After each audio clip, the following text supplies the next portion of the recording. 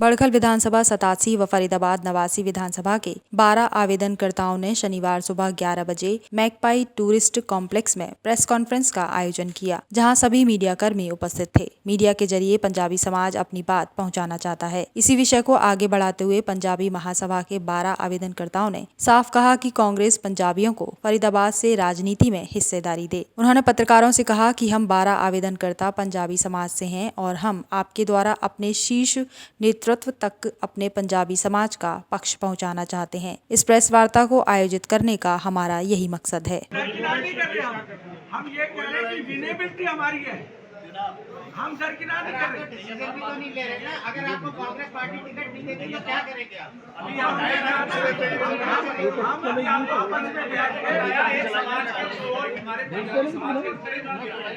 12 लोग नहीं है कि हम ही समाज के ठेकेदार हो गए हैं। भैया सुनो, हम बैठ के जो फैसला होगा, जो फैसला सबके समाज यार राजेश जब 9 में नहीं दी, 9 में क्या कर दिया? 9 में नहीं दी, 14 में नहीं दी,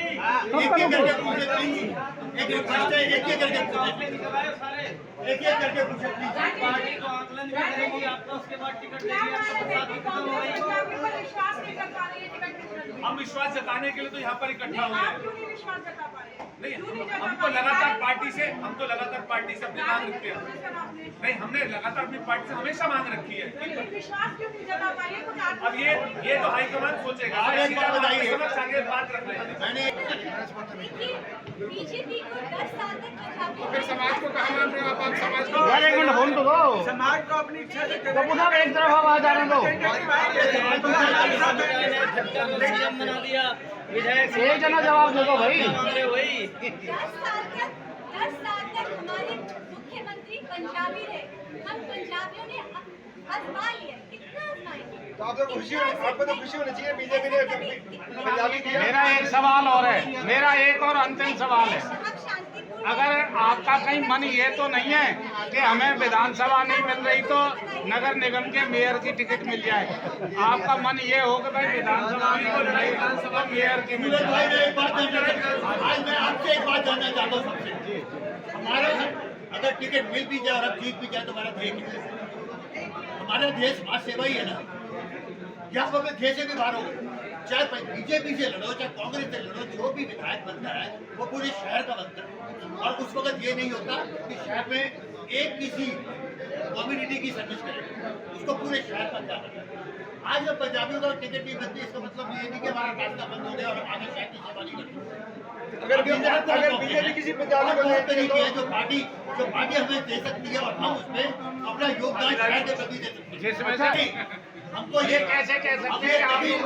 हमने ये नहीं बोला कि पंजाबियों को टिकट नहीं मिलेगी, तो फिर काहे को इकट्ठे हो रहे हैं? ये इसलिए किया है कि हम पंजाबी जो है, हमारी मेजॉरिटी है, हमारी संख्या है 2 में, हमारी आवाज ऊपर तक जाए कि हम पंजाबियों को अगर कंसिडर किया जाएगा तो विनेबिलिटी फैक्टर ये 1 साल पहले क्यों नहीं किया? ये बात आप बिल्कुल ठीक कह रहे हैं। ये बात 1 साल पहले करनी थी। अब तो मैसेज ये जाएगा कि आप लोगों को टिकट नहीं मिल रही, इसलिए एकजुट हो रहे हैं। उम्र भी यही है शहर में। सलूजा जी, ऐसा है, 1 साल पहले की जो आप बात कह रहे हैं, आप देखो, हम ये नहीं कह रहे कि हमने ये जो किया।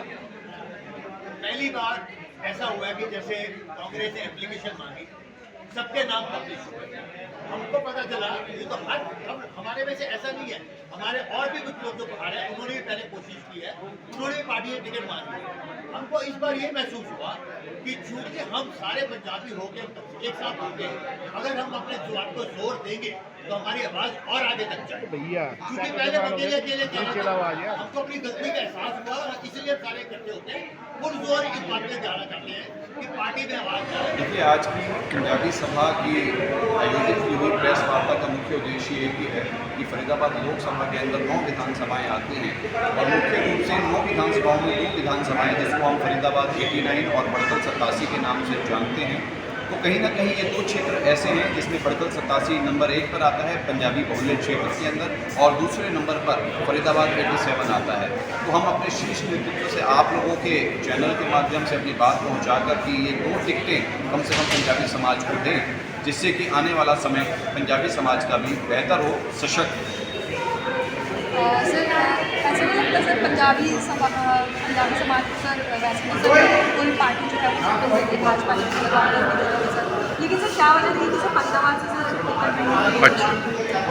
देखिए, फरीदाबाद से टिकट ना मिलने के कारण ही हम लोगों ने प्रेस वार्ता आयोजित की है कि जब हरियाणा का प्रेसिडेंट हुआ 2007 के अंदर, तो 2009 में नए स्वरूप के अंदर हमने विधानसभाओं को देखा, जिसके अंदर NIT से जो नाम बदला वो पत्थर चंद्रासी हुआ और उसके बाद फरीदाबाद 89 नई विधानसभा बनी।